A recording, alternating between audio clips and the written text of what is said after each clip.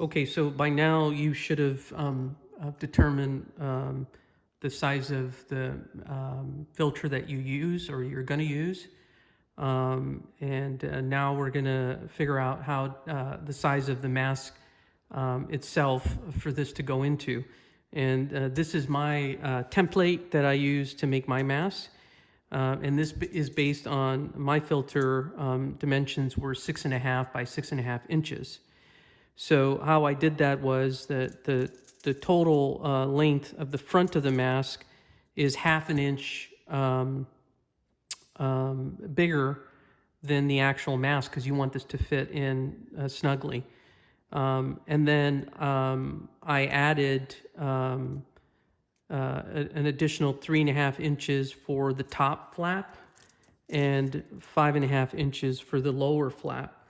And so this is, what I mean by that is that when I cut this piece out, the total length of the garment was 16. 7 plus 5.5 plus 3.5 is 16 inches. And with that, I was able to use one piece to create the top flap and the lower flap. The key is that once you're done with sewing the folds, the top and the bottom, that ultimately you should have at least, I would recommend about 1 inch, but 1/2 inch will probably work, of overlap between the upper and the lower flap. The reason this is important is that when you put this filter in, you want to take advantage of having 2 layers of fabric in addition to the filter. Remember, that's how it works the best. In addition, people have raised some concerns that there may be some fiberglass in here. I'm not entirely convinced of that. These HVAC filters, when you go into the higher end, are primarily made of cotton and polyester fiber. But again, if you decide that that is a concern to you, that's the advantage of having this material enclosing in it, so that if there was any fiberglass whatsoever, then you're going to take this out and launder this, and that would essentially get rid of any fiberglass contaminant. But again, I'm not entirely sure that these contain any significant amount of fiberglass. In fact, this past week, there is an editorial article published on the Journal of American Medical Association, which suggests that in the event of shortages, that we should consider the use of home HVAC filters to make masks. And I'll post a link to that article if you're interested to read that. I do have to apologize that throughout these videos, I have used HEPA filter and HVAC filters interchangeably, but I really am referring to the HVAC type of filter, which I've used throughout these videos. These are not listed as HEPA filters if you look on the packaging. So again, this is kind of the what I use for my mask, which is for a 6.5 by 6.5 inch mask. So what I would recommend for you, if your mask is, you end up using a filter that's 7 by 7 inches, that you add a 1/2 inch in each direction. So you'd want to add 1/2 inch this way to the width of the fabric, and then you want to add a 1/2 inch total. So which in this case, remember I said that I cut out a 16-inch piece, you would want a 16.5 inch length of fabric. And if you're a 6-inch, then you would minus a 1/2 inch widthwise, and then the total length would be down to 15.5 as an example. And again, start off with one before you make too many and you make your template, because you want to make sure that it fits correctly. And now that you have your filter, after you've made your first one, you really want to be able to insert it and make sure that it fits very snugly. All right.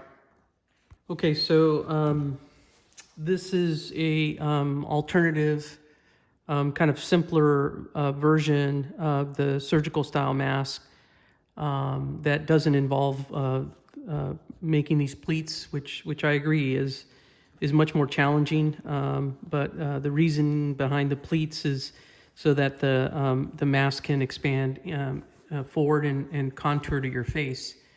But for those of you that are having a hard time with the pleats, I've come up with a simpler design, which is not as pretty, but is definitely functional.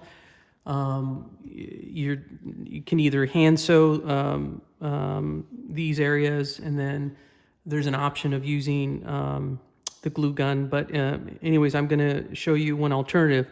So again, you're going to start off with the same one piece of the fabric that you've already cut up, and remember, you've already sewn the overlapped areas and the edges. Take in mind that you create enough space on the top so that you can eventually insert your copper or aluminum wire for the nose piece. So anyway, so this is the front of the mask, and obviously this is the back of the mask, which goes towards your face. This is the upper portion and the lower portion. So what I would suggest doing at this point is to fold the entire lower half up to within 1/2 inch of the upper fold. So I'll show this. This is the upper fold, the lower fold. Let that drop down, and again, fold this lower portion up to within 1/2 inch of that. And then again, you can kind of use your binder clips to hold that in place. So you can do that.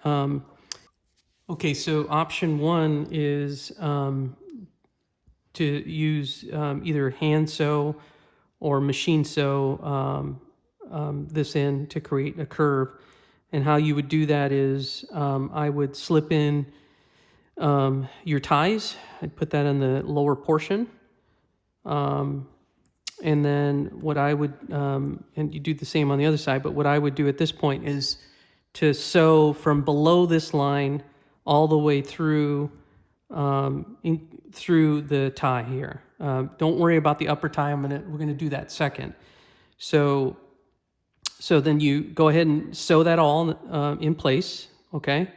And then once that's done, then what you're gonna do is bring this corner in this way, and now you're going to sew that as well. So you'll get that either hand sew it or machine sew it. Okay, so you'll want to do that for both sides. All right, so that's option one.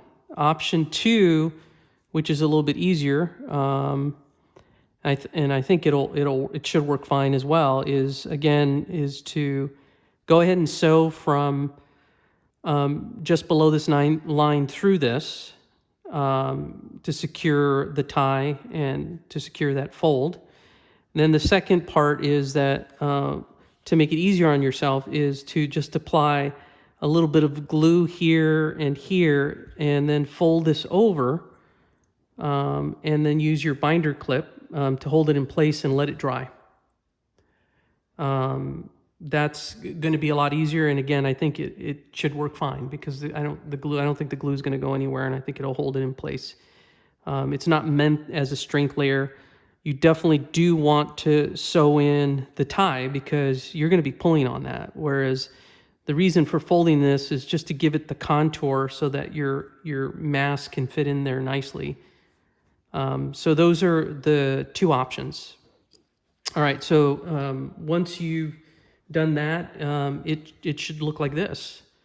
Again, it's the upper fold, and then I folded it inwards, and you can see my ties are there, and it's starting to look, if you compare this, it is starting to look like, that mask can fit in there, which is what you want. You want that bend in there. So that's the first step, is to get the bottom done. And so once you have that done, then the next step is that we need to sew in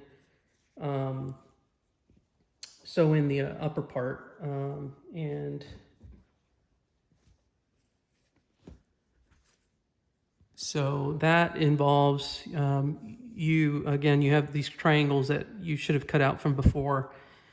And what I would recommend here is to sew the tie to this triangle, but leave about 1/2 inch open and unsewn. And the reason for that is that you're going to want to slip this between the mask itself, so that this will slip there, and then this will be on top, and then you'll sew that straight through, so that you're having something that looks more like this.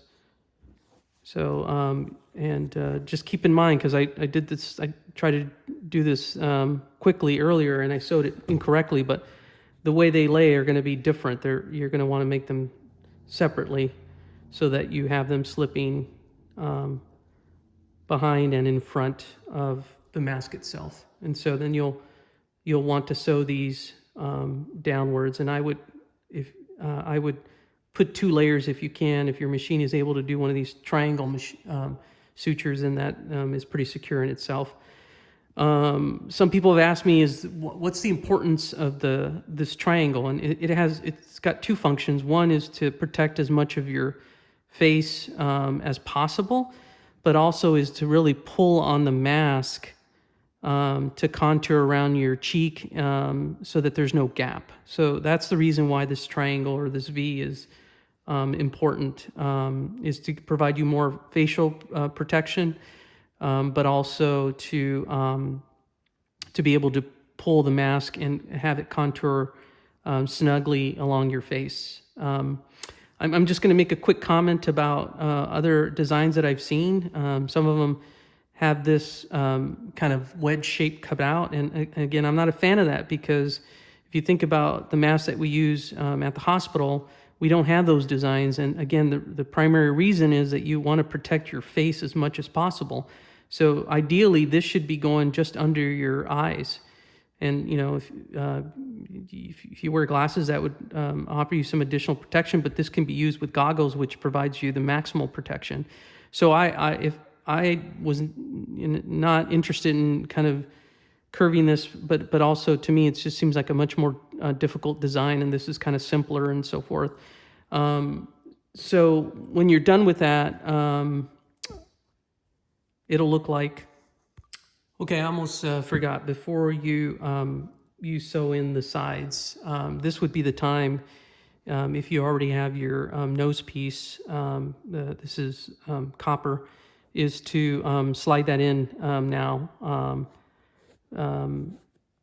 Not a big deal if you don't do it and you forget, and like I've forgotten, is that you can make a small little slit here to be able to slide it in, but this would be a good time, if you have it, to slide in your nose piece, so that you're ready to go.